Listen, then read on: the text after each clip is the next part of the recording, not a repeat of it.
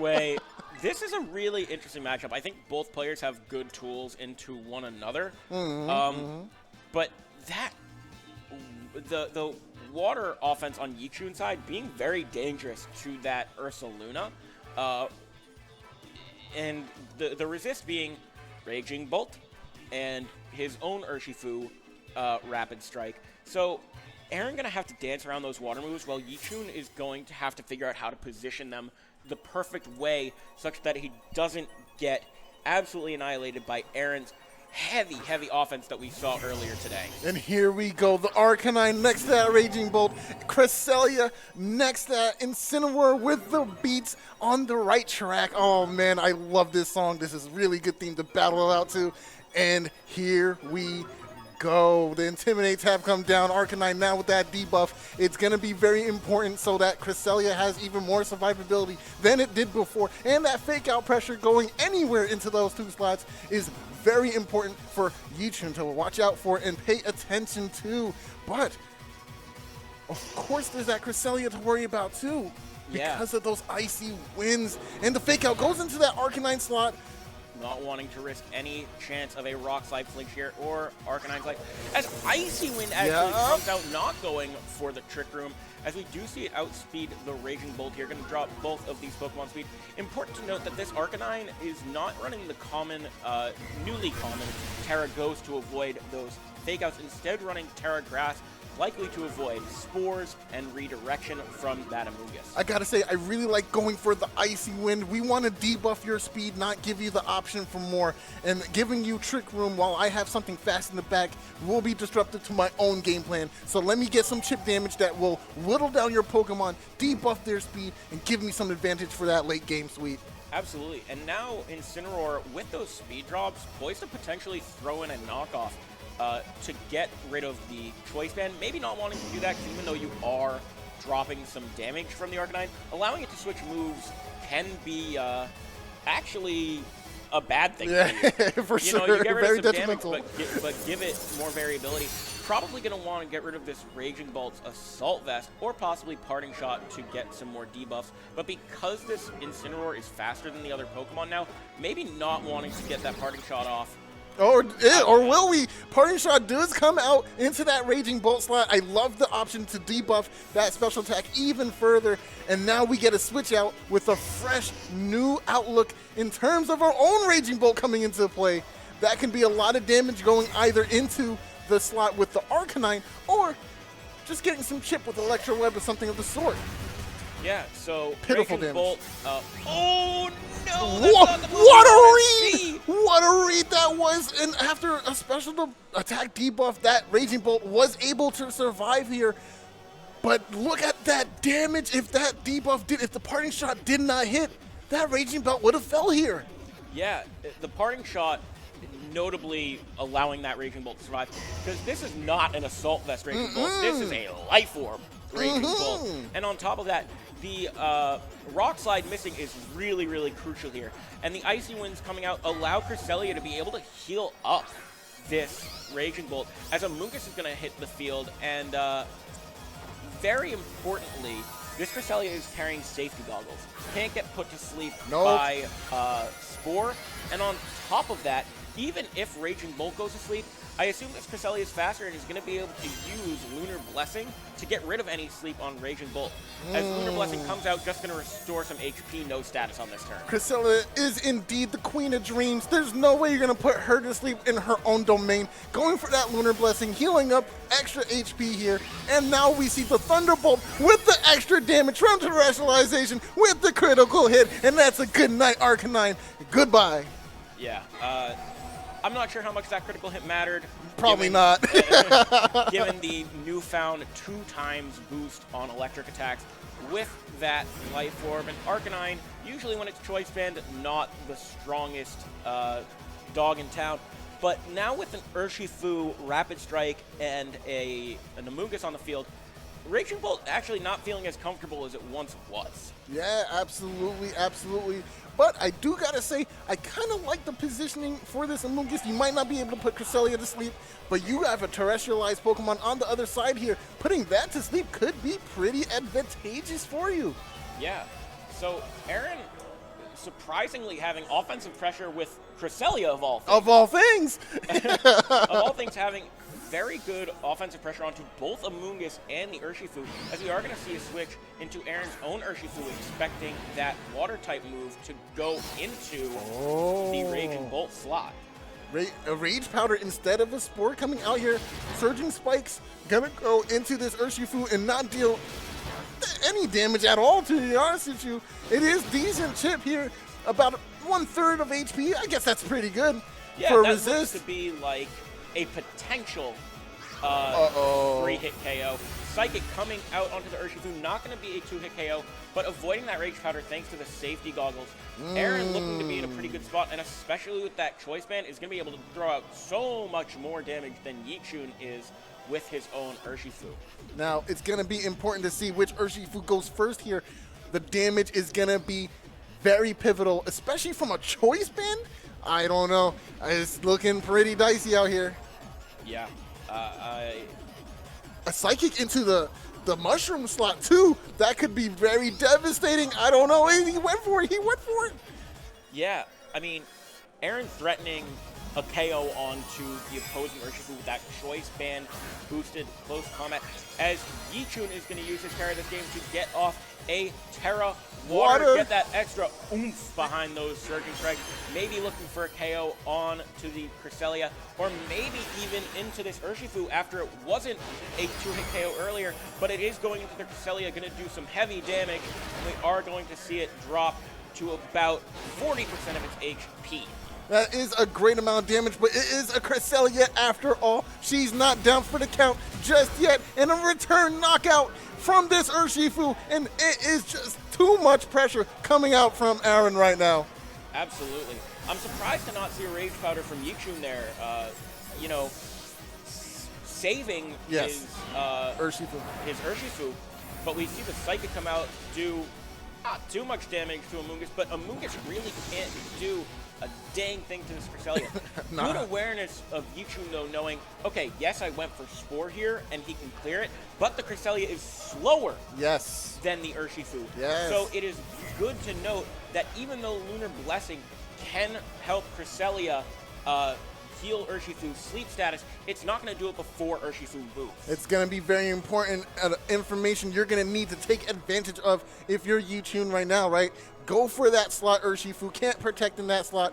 Do as much damage as you possibly can before the Lunar Blessing goes off and reawakens the Sleeping Beast. Absolutely. So I know we're putting a lot on Aaron, saying he has an absolute heck of a lead, 4-2, but it is so important to view this as what it really is. Lunar Blessing going to heal up both these Pokemon, but if I'm Yichun here, I have an idea, and it's called Pollen Puffing my own Raging Bolt. Electro Web here, gonna go ahead and do some damage and get some speed lowered on Cresselia, who doesn't quite care. Pollen Puff going into the Cresselia slot as well, just not enough to pick up a knockout. So, yeah, a bit of a different turn than I expected here. I thought Yichun's Raging Bolt was a bit lower than than it is. So my apologies for that. I was thinking of Aaron's Raging Bolt that was so much lower.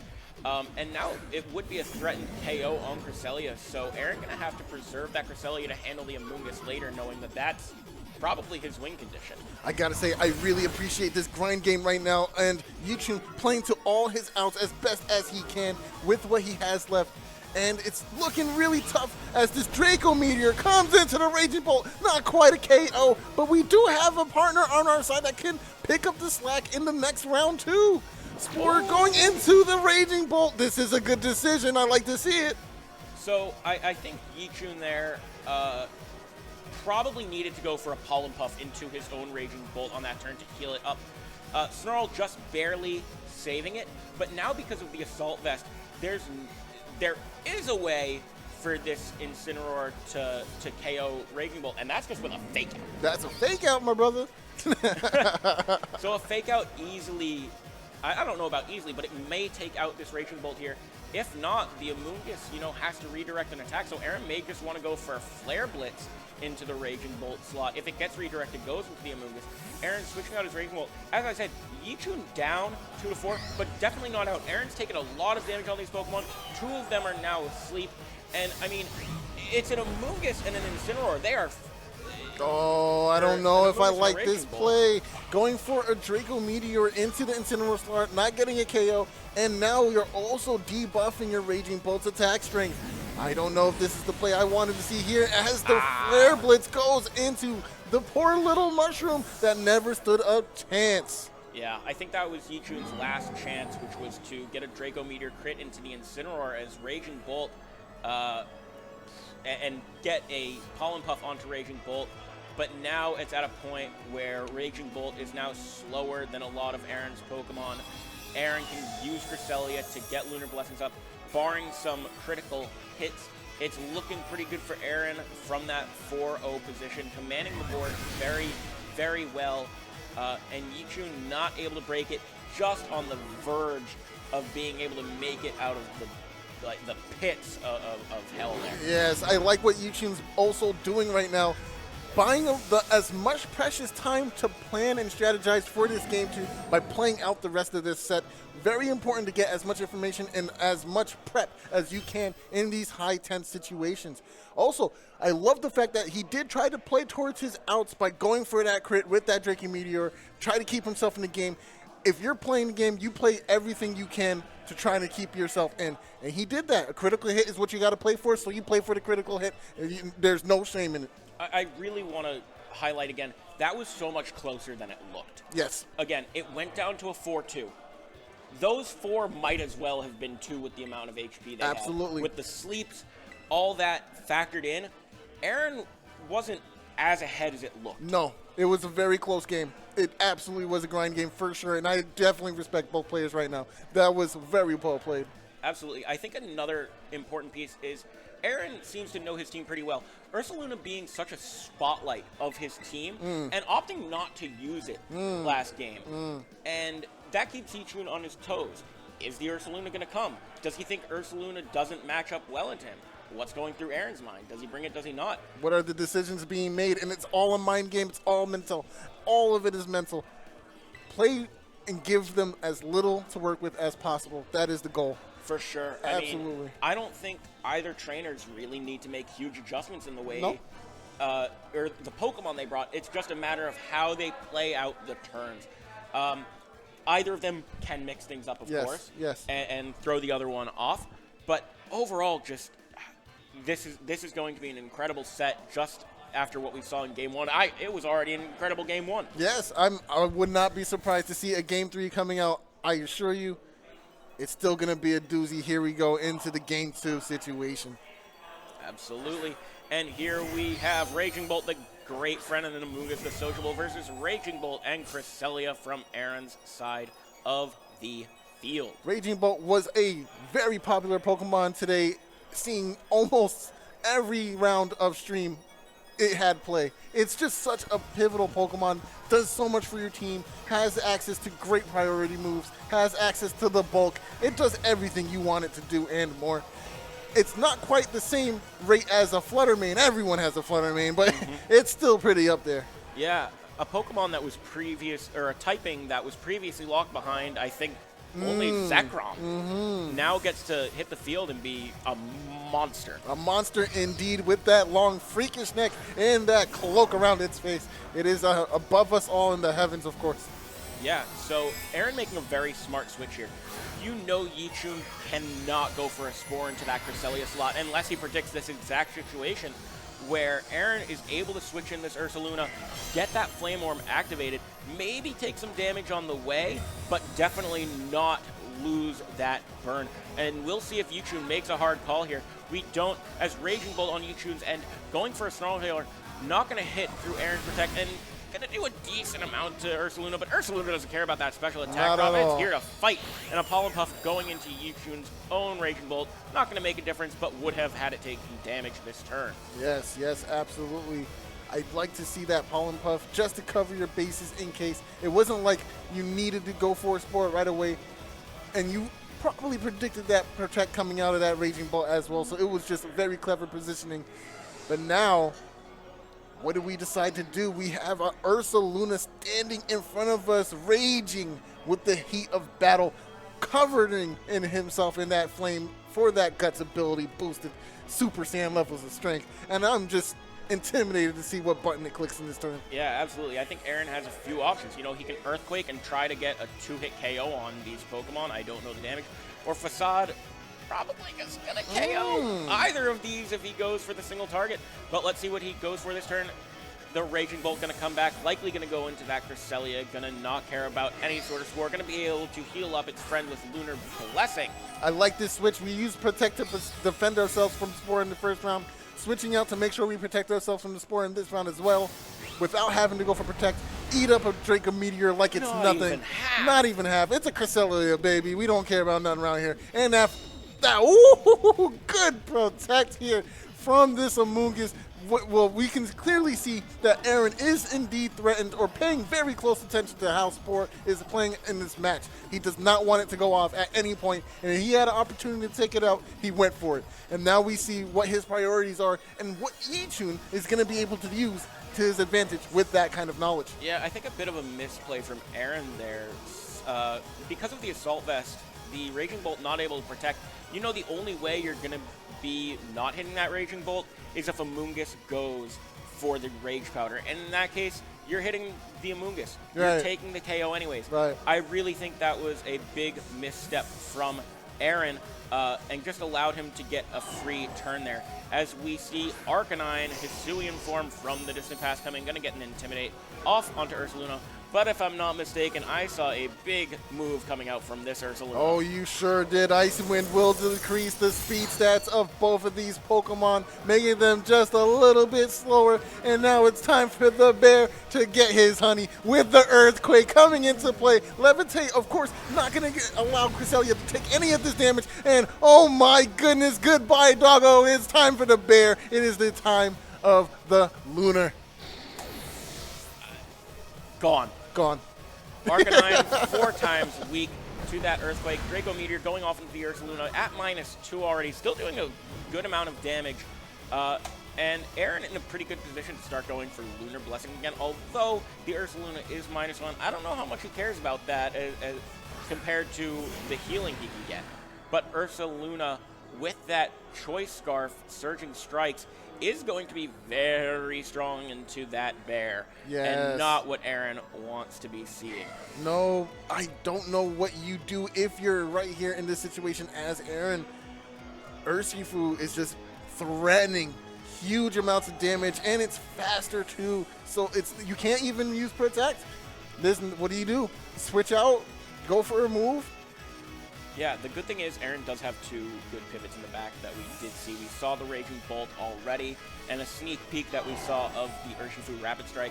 So Urshifu on Aaron's side likely going to be switching out as we see Amoonguss come in for Yichun, getting that Raging Bolt. Aaron making a call out here, though. That's not what you wanted to do if you're Aaron. Oh, no, excuse me, Yichun right now, because Aaron went for a move here, and it's going to be a very devastating one. You had the opportunity to knock this Ursaluna out, and now you're going to get punished for it.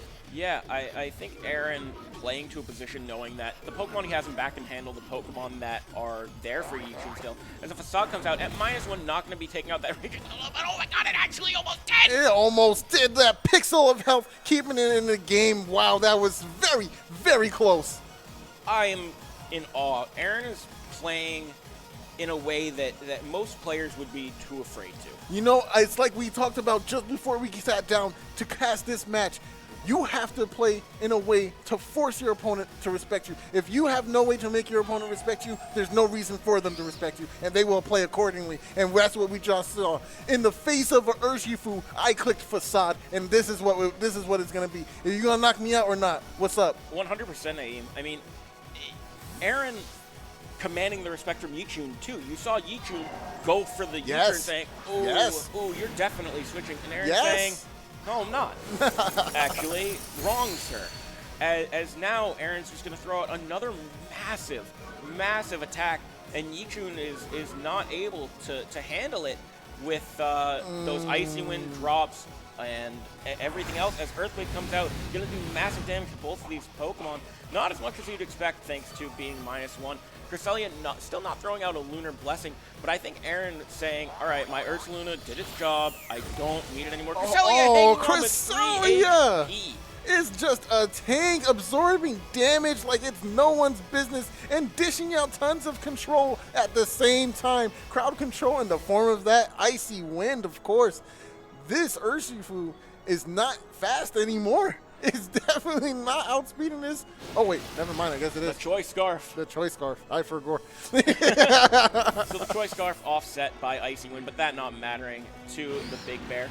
Aaron probably going to be dropping 2 Pokemon here as Psychic comes out into Urshifu. Is it going to be enough to pick up the KO? It actually is this time, as we are going to see Cresselia barely hanging on. Pollen Puff actually going into the slot, though. Aaron is going to be down to his last 2 Pokemon. Those are going to be his Raging Bolt and the infamous choice-banded Urshifu Rapid Strike. And they both are looking very healthy right now. And I do believe that, yeah, both of these Pokemon looking not too great.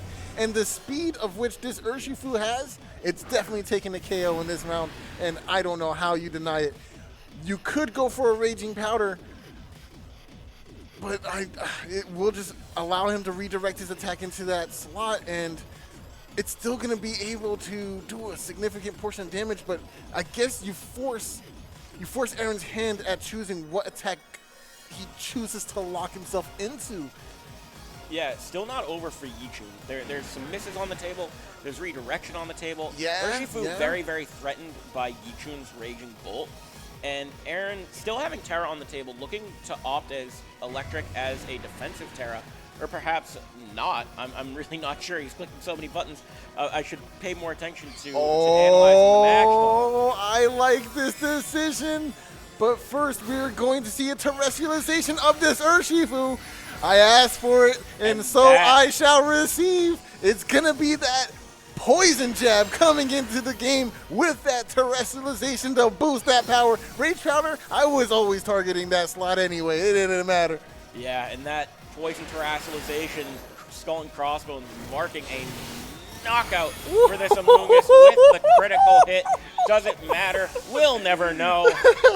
I would guess no with a Choice Band and the same type attack bonus. Draco Meteor going into Raging Bolt is enough to get the one-hit KO. But now, Yichun needs to bank on a critical hit Thunderclap into Aaron's Urshifu. But based on what I know about this game, that's not going to be enough, even if it's a critical hit. And Aaron Trailer is going to be moving on to the finals here in Balance Pack. This was such a fun set to watch. Aaron calling out Yichun as Both players. Take this game as a matter of respect, as you said. Absolutely. Commanding respect and giving respect. Aaron did not give Yichun any respect. Yichun give Aaron all the respect, and it showed. It showed. It showed some really bold choices here by Aaron in the face of adversity, man. Just 1 or 2 decisions. Okay, so Aaron was very confident, hey, you can knock out my bear. I get a free switch if you do, and it already did massive amounts of damage, so I am perfectly okay with this trade. But if you don't, I'm just going to do more damage anyway. Yeah, he just kept throwing out damage. Facade. Earthquake. Earthquake. Aaron really giving a masterclass of aggression there. Knowing when to be aggressive. Yes. And knowing if I'm aggressive and I don't win those trades, what can I do him back? Yes, we didn't see the losses in aggression, but I think Aaron had those game plans set out. He was willing to lose Pokemon because he knew what he had in back was more than enough to handle the job moving forward. But at the same, it's the free switch, right? You don't really want to give your opponent the free switch, but you have to respect this bear. At -1, it was doing more than just a little chip damage.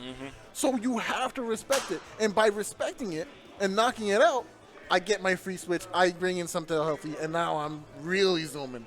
Yeah. And it's a tough place to be in. Yichun had to make some really, really tough decisions, and they played the best they could. And honestly, it was a great set. Yeah, credit to Yichun. He played really well. You know, I think Yichun didn't play poorly by any means. I don't think so I think at all. Aaron just played one step ahead. One you know, step. That Arcanine came in. Yichun expected a facade. No, it was Earthquake. You know, these are the choices that you have to make when you're playing at such a high level, and the wrong one can really throw you off. I think Aaron really knew his team well. Yes. Yes. Knew the aggression he was able to take. And Yichun, I don't know how much, you know, could he have played better? Yeah, of course. Probably. If he could have played better, yeah. But it really came down to call-outs turn by turn, and Reads. it was incredible set to see. But we're done here in the semifinals, and we'll be back for the real finals right after this here late night at Balance Batch. Stay tuned.